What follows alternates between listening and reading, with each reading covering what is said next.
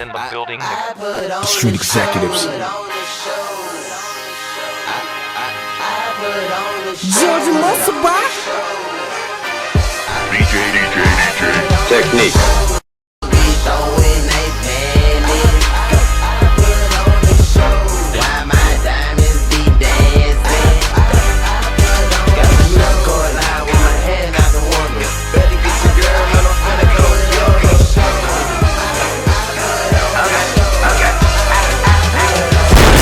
Of course, it's your host Brink Young, and you are tuning in to the most award-winning talk show in Memphis and the Mid-South. Of course, trophies in the back. Y'all already know how we do BrinkTV. Now, to not adjust your TV set, we got a new face to the couch.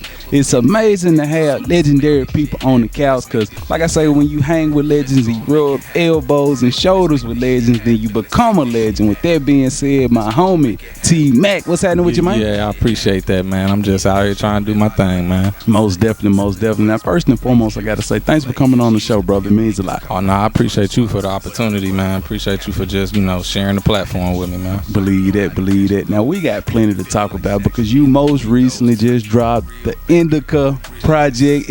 I'm catching vapors right now. It's out right now. It's just a vibe, you know what I mean? Yeah, I'm loving it. So let's go ahead and tell the people about all the platforms that it's on and how many tracks we rolling with and all of that, man. So Indica, it's an EP. I've made sure it's on all streaming platforms, you know what I mean? Your Apple Music, your titles, your Spotify, Spin Reels, whatever you listen to music on, just search for TMack Indica EP and it's gonna come up. Believe that. All right, so of course we got to talk about the production on this project, man. Who the beats come from? So I produced 3 of the tracks on there, but I also got tracks from my boy Track Smith. I got tracks from my boy Red on the beat. So we keeping it in Memphis, but in the area, but it's a solid project. Dig that, man. And I like to see when people working with Mid-South producers, of course it's producers all over the world, but sometimes you got to keep it home. You got to represent. Now you got to represent. You got one thing about it, man. A lot of people be trying to get out of Memphis, but you need to be proud to be from Memphis. You know what I mean? You need to be proud to be from this area. It's a lot of heritage, a lot of roots, and just look at the history of music. It ain't even just rap music. The good music come from this area right here. The classic music, the timeless music. Everybody trying to duplicate what's going on and what's been going on right here. You're absolutely right. Now, you did mention, be proud of being from Memphis. Yes. I understand you were actually born in Memphis, but you actually lived in Columbus, right? Yes. So Ohio. I was born in Memphis, grew up in Columbus, Ohio. Basically, I was thinking about talking to my homeboy the other night, and I lived the 90s in Columbus, Ohio, and I moved back to Memphis in the 2000s, you know what I mean? But I would always come to Memphis in the summertime. My granddad lived in Valley Forge Apartments. I would go to Mitchell summer camp and really got to experience Memphis, but then also go somewhere else and experience a different culture, you know what I mean? So it really just made me at the end of the day appreciate being from Memphis. So you mean to tell me when they was locking them in the trunk and tearing the club up, you was in Ohio, but you was bouncing back in the summertime? I would be in Memphis in the summer. My dad would be riding around banging all of that, and then I'll take it right to Columbus and be like, man, y'all don't know nothing about this, you know what I mean? So that was me, ask anybody from Columbus and they'll tell you that was me all day. One thing you told me off camera, man, you said how you would turn on Columbus to, of course, people like 8Ball MJG, Yo Gotti, like before they really, was exposed to them on such a national level. Yeah, music, I don't know, now in the SoundCloud age, I don't know if artists really or people really know about that, but back in the day, you had to get a lot of stuff word of mouth, you know what I mean? And so I was when I was in Memphis and I would go to Mitchell summer camp and I would hear those songs and go to Crystal Palace and see what was going on, I would take that music back. I remember it was one of them, it was a funny thing. I went to East High School in Columbus, Ohio, and Ball and G had the song out. They had that Space Age Forever album out, and I remember in Spanish class, they'll be in there doing Spanish, and me and my homeboy Mark would be rapping Ball and G in Spanish. It was kind of like a funny thing because if you knew the lyrics, you knew what it was coming from. But if you didn't, so that's kind of what it was back then. You had the stuff travel. Don't get me wrong, it traveled, but it wasn't the same. You had to. That's why Ludacris dropped the album word of mouth. You had to get it word of mouth back then. Most definitely. All right, so back in those days, man, who were you listening to?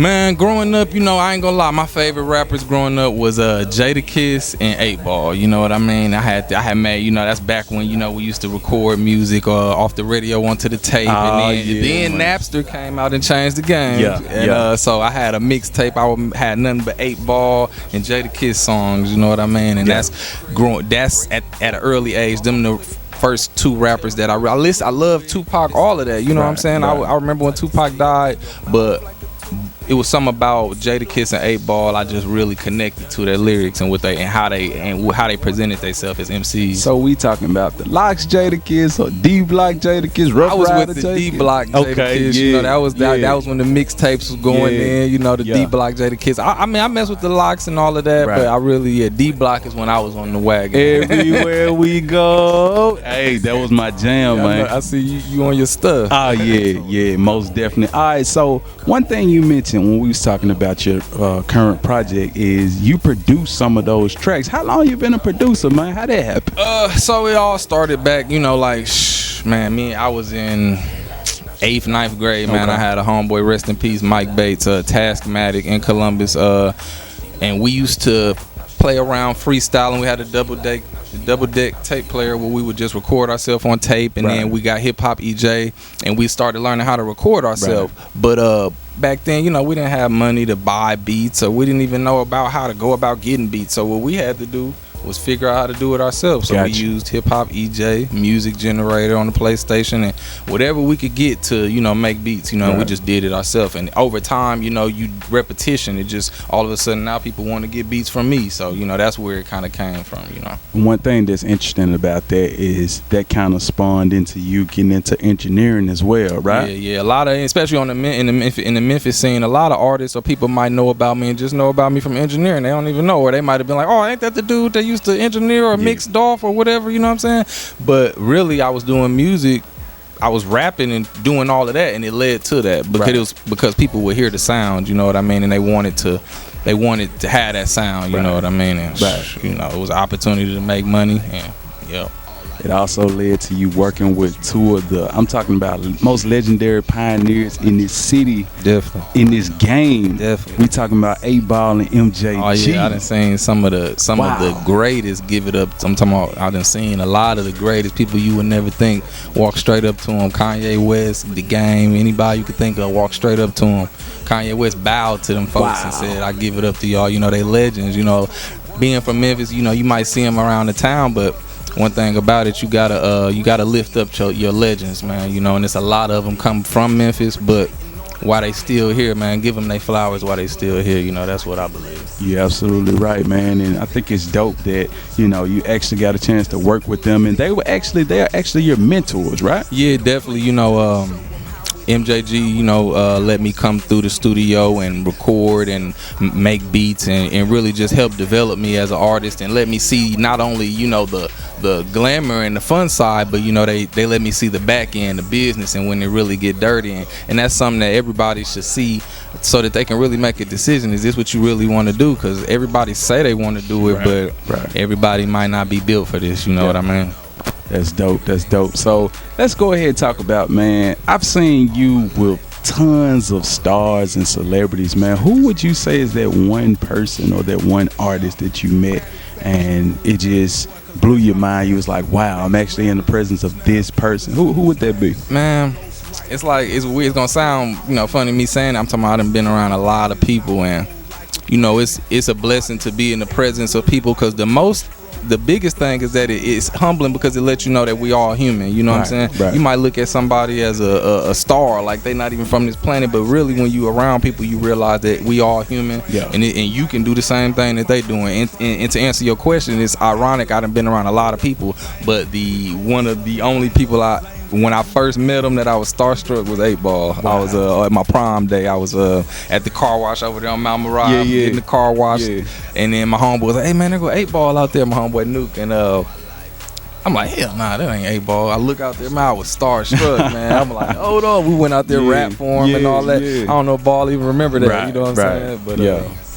But that will be one of the ones that definitely stood out to me. Like I said, I met a lot of people, but everybody not as real as they might look on TV. You know what I mean? I feel you. And that's another story for another time. But let's go ahead and transition to this question, man. The state of Memphis hip hop right now, man. Talk to me. How you feel? Man, like I say, Memphis, man, people need to be proud to be from Memphis. Memphis on fire right now. Memphis been making music that's been on that platform, and if you pay attention to the sound now, people is trying to replicate it. So to be from Memphis, you should be proud. I mean, I can't say that I'm 100% happy with everything that's going on right now. I think everybody in the city needs to take a moment to really pause and look at what's going on and look at the opportunity that's in front of everybody and figure out a way to, you know, make it happen so we can keep this thing going. You know what I mean? Right. Well, in your own words, like, what could you say you offer to the hip hop scene in Memphis, man? Well, Memphis, hey man, I'm here, I'm around, man. You know, you can just ask a couple people. I'm sure there's somebody who can get in contact with me. But you know, as far as me, I'm mixing, I'm engineering, mastering, you know, production, all of that. You know, anything that, it's all about collaboration. I was just doing a workshop at the Stax Music Academy. The kids on there, man, you'll be surprised. A lot of these, it's a whole generation of youth coming up that got schools for this. You know what I'm saying? When I came up, I was telling them, like, we didn't have schools, we didn't have nowhere to go. We had to figure it out ourselves. So it's a lot of opportunity around the city. So I just was telling them, no, it's about collaboration.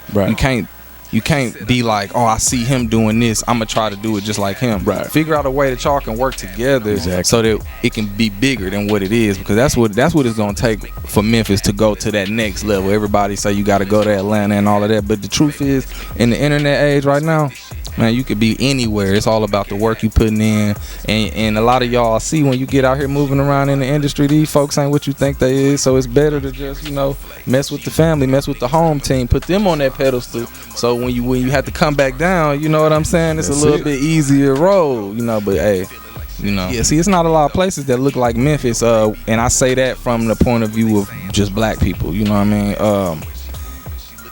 Only place I really have been like Memphis that I can say looks like it, maybe Detroit or something like that. You might hear about Baltimore, but that's a rare thing where you can go and see so many people that look like me and you. You know what I mean? You can travel to these big cities and you need to know how to move, but it's something that you have. Like they say, if you can make it out of Memphis, you can make it anywhere. That's fact. Go ahead and give me social media, man. Yeah. You can follow me on Facebook and Instagram at TMack Online. That's TMack Online. On Instagram, that's the real TMack. All right, now if anybody wanted to, you know, check out your beats, like, what's the best way they can do that? So I mean, you could. I mean, I'm available. So you shoot me a DM on social media. I got my website TMack Online. So I got some beats on there you can listen to, get a demo. But you can also reach out directly to me, and we can collaborate on a more personal level. Like I'm really, to be honest, I'm a producer that I never was really kind of with the email and beats and putting 1,000 beats online. But if we get in the studio, we can put a hit together. You know what I'm saying? Believe that. Most definitely. Now, last question I got for you, man. Let's say there's an aspiring artist out there, they're watching this interview, but they're thinking about giving up. What advice would you have for them? I'm gonna tell you this, man. I've been doing music half my life, and the people that I know that didn't make it was the folks that quit.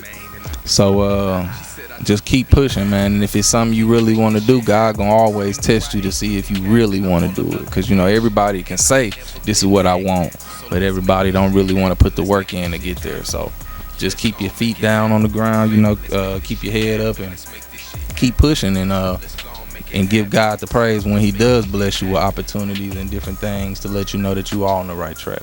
Most definitely. Hey, I couldn't have said it no better myself. Y'all make sure y'all check out Indica. It's out right now. Like I said, the homie TMack, he's making dope moves right now. So appreciate follow everything he got going on. With that being said, thanks again for coming on the show. Thank you, man. Now back to more BrinkTV. Yes, sir.